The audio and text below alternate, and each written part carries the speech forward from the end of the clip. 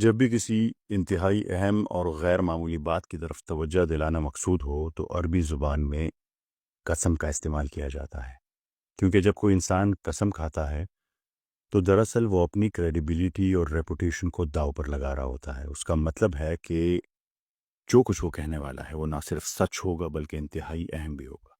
اگر آپ نے قرآن مجید پر غور کیا ہو تو آپ کو جگہ جگہ قسمیں ملیں گی۔ ہر بار جب قرآن شریف کوئی قسم کھاتا ہے تو ایک نہایت ہی اہم اور تھاٹ پرووکنگ بیان کی جاتی ہے۔ کبھی قرآن شریف براہ راست قسم کہہ کر قسم کھاتا ہے، یعنی لا اقسم بیوم القیامہ، اور کبھی واو کے ساتھ قسم کھائی جاتی ہے، والشمس وضحاہا والفجر والنجم۔ اب دلچسپ بات یہ ہے کہ قرآن شریف نے جہاں بھی قسم کھائی وہاں کسی ایسی بات کی طرف فوکس کروانا مقصود تھا جو معمولی نہیں بلکہ غیر معمولی ہو۔ لیکن ایک مقام پر قرآن شریف نہ صرف قسم کھاتا ہے بلکہ خود ہی یہ بھی کہا کہ یہ عظیم قسم ہے۔ ذرا سوچئے، قرآن شریف جو خود اللہ کا کلام ہے، جو ہر آیت میں حکمت ہے، وہ اگر کسی چیز کو عظیم قسم کہہ دے تو وہ کتنی ضروری اور کتنی اہم ہوگی۔ اب آپ سوچیں گے کہ یہ عظیم قسم یقیناً رسول پاک صلی اللہ علیہ وآلہ علیہ وسلم کے بارے میں یا جنت یا دوزخ یا آخرت کے بارے میں ہوگی، لیکن نہیں، یہ عظیم قسم بظاہر ایک عجیب سی چیز کے بارے میں ہے۔ جب میں نے پہلی بار یہ آیت سنی تو حیرت زدہ رہ گیا۔ ایک عجیب سی کیفیت محسوس ہوئی، جیسے دل میں تجسس کا طوفان آ گیا ہو۔ قرآن شریف کہتا ہے، بسم اللہ الرحمن الرحیم، فلا اقسم بمواقع النجوم وانہ لقسم لو تعلمون عظیم۔ مواقع کا مطلب ہے کسی چیز کا گرنا اور پھر رک جانا ہے، گویا خاتمہ۔ یہ آیت میرے دل و دماغ کو جھنجھوڑ گئی۔ قرآن شریف نہ صرف قسم کھا رہا ہے بلکہ اسے عظیم قسم کہہ رہا ہے، اور وہ کس چیز کی؟ ستارے کے گرنے کی۔ آخر اس میں کیا راز ہے ستارے کے گرنے میں؟ اور پھر فوراً اگلی آیت میں قرآن شریف نے کہا، یہ ایک عظیم قسم ہے اگر تم جان سکو۔ یہاں ایک کنڈیشن لگا دی، لو تعلمون، اگر تم جانتے ہو، یعنی یہ عظمت ان پر واضح ہوگی جو علم رکھتے ہوں، جو کائنات کی حقیقتوں کو سمجھتے ہیں۔ اور یہی وہ لمحہ تھا جب میرے وجود میں ایک عجیب سی کیفیت بنی۔ میں نے خود سے پوچھا، آخر ایک ستارے کے گرنے میں ایسی کیا بات ہے جس پر اللہ تعالیٰ نے صرف قسم نہیں کھائی بلکہ اسے عظیم قسم کہا؟ میرا تجسس اور بھی بڑھ گیا۔ میں نے سورہ واقعہ کو غور سے پڑھا اور اس عظیم قسم سے پہلے کے کچھ آیات کی طرف رجوع کیا۔ میں نے پایا کہ اس حلف والی آیات سے پہلے قرآن شریف نے ہم سے 4 عجیب سوال پوچھے، گویا کوئی اشارہ، کوئی ہنٹ دے رہا ہو۔ افریتم ما تمنون، کیا تم نے اس نطفے پر غور کیا جس سے تم پیدا ہوئے ہو؟ پہلا سوال۔ دوسرا، افریتم ما تحرثون، کیا تم نے اس بیج پر غور کیا جو تم زمین میں بوتے ہو؟ تیسرا، کیا تم نے اس پانی پر غور کیا جو تم پیتے ہو؟ چوتھا، کیا تم نے اس آگ پر غور کیا، اس کے لیے جو لکڑی استعمال کرتے ہو اس پر غور کیا؟ میں اور بھی حیران رہ گیا۔ 4 سوال اور پھر عظیم قسم، ان سب کا آپس میں کیا تعلق ہے؟ یہ سوالات کچھ اور ہی اشارہ دے رہے تھے۔ ہر سوال ہماری اوریجن کی طرف اشارہ کر رہا تھا، نطفہ ہیومن کریشن کی طرف، سیٹ پلانٹس کریشن کی طرف، water source of all life, اور لکڑی فیول اینڈ ٹرانسفارمیشن کی طرف۔ میں مزید حیرت میں ڈوب گیا، یہ سب چیزیں کس چیز سے بنی ہیں؟ ان کا کامن ڈینومینیٹر کیا ہے؟ میں نے تحقیق شروع کی اور ان کی کیمیکل کمپوزیشن کو سمجھنے کی کوشش کی۔ تب مجھے پتہ چلا کہ تقریباً ہر چیز میں آکسیجن، نائٹروجن، کاربن، پوٹاشیم جیسے ایلیمنٹس موجود ہیں۔ میرا اگلا یہ سوال یہ تھا کہ یہ ایلیمنٹس کہاں سے آئے، یہ زمین پر کیسے پہنچے جس سے یہ تمام چیزیں بنی؟ تو میں جان کر حیران رہ گیا کہ یہ تمام ایلیمنٹس تب بنے ہیں جب کوئی ستارہ مرا۔ جب کوئی بہت بڑا ستارہ اپنی لائف سائیکل کے اختتام پر پہنچتا ہے تو اس میں نیوکلیئر فیوژن کا عمل تیز ہو جاتا ہے اور آخر کار وہ ایک زبردست بلاسٹ یعنی سپر نووا میں پھٹ جاتا ہے، اور ستارہ 2 حصوں میں تقسیم ہو جاتا ہے، ایک انر کور اور آؤٹر کور۔ اس ایکسپلوژن کے بعد جو آؤٹر کور بچتا ہے وہ گرد کے ایک بادل کی شکل میں جسے نیبیولا میں تبدیل ہو جاتا ہے۔ یہی نیبیولا وقت کے ساتھ گریوٹی کی مدد سے کمپریس ہو کر نئے سولر سسٹم بناتا ہے، اور ہمارا سولر سسٹم، ہماری زمین اور ہر وہ چیز جو اس زمین پر ہے، ہم سب اسی ڈسٹ کلاؤڈ سے بنے ہیں، یعنی ایک ستارے کے مرنے سے، اس کے آؤٹر کور سے۔ ایک ستارہ مرا اور زمین پر سب کچھ بنا۔ فلا اقسم بمواقع النجوم، میں قسم کھاتا ہوں ستارے کے گرنے کی، وَإِنَّهُ لَقَسَمٌ لَوْ تَعْلَمُونَ عظیم، اور اگر تم جانتے ہو تو یہ واقعی عظیم قسم ہے۔ 1400 سال پہلے قرآن شریف نہ صرف ستاروں کے گرنے کا ذکر کرتا ہے بلکہ اسے عظیم قسم کہتا ہے، اور آج ماڈرن ایسٹرو فزکس یہی کہہ رہی ہے کہ زمین پر زندگی کے لیے تمام ایلیمنٹس سپر نووا کے نتیجے میں وجود میں آئے۔ چنانچہ جب ہم سمجھ گئے تو معلوم ہوا کہ ستارے کی موت کتنی اہم ہے اور قرآن شریف نے اسے عظیم قسم کیوں کہا۔ لیکن رکیے، ابھی یہ کہانی ختم نہیں۔ وہ ستارہ جو پھٹتا ہے، جس کے آؤٹر کور سے میں، آپ اور اس دنیا میں موجود ہر چیز بنتی ہے، اس کے انر کور کا کیا ہوا؟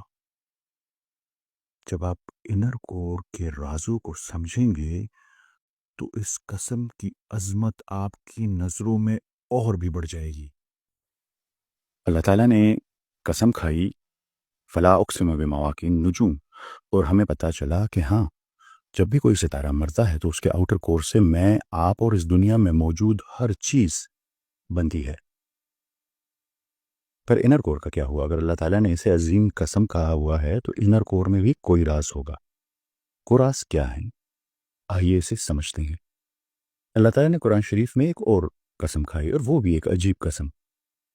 سورہ طارق میں، بسم اللہ الرحمن الرحیم، والسماء والطارق، اللہ تعالیٰ نے کہا قسم ہے آسمان کی اور قسم ہے طارق کی۔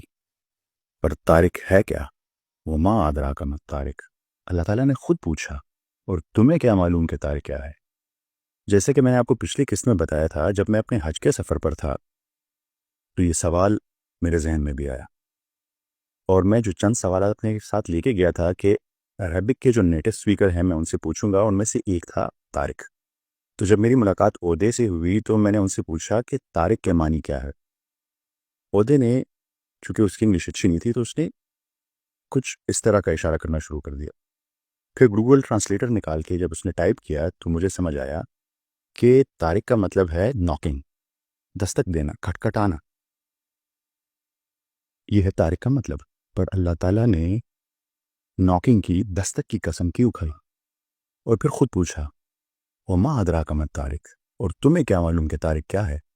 اور پھر جواب دیا، النجم الثاقب، نجم کہتے ہیں ستارے کو، ایک ثاقب ستارہ ہے۔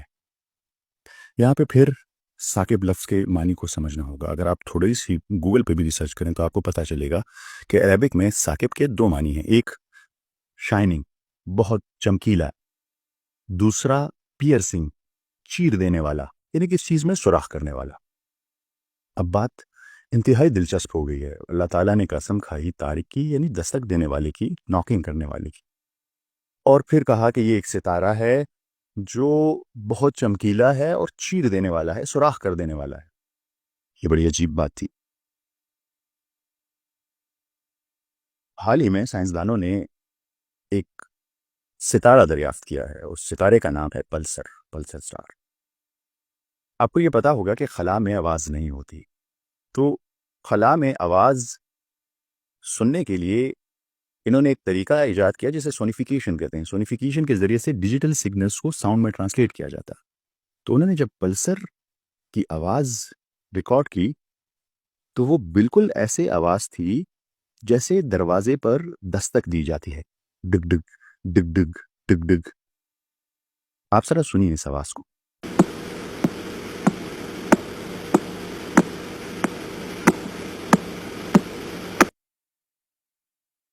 اور اس کا نام بھی پلسر اس وجہ سے رکھا گیا کیونکہ پلس کی آواز بھی ایسی ہوتی ہے، ڈب ڈب ڈب ڈب ڈب ڈب، بالکل ناکنگ والی آواز۔ دوسری پراپرٹی اسٹار کی کیا ہے؟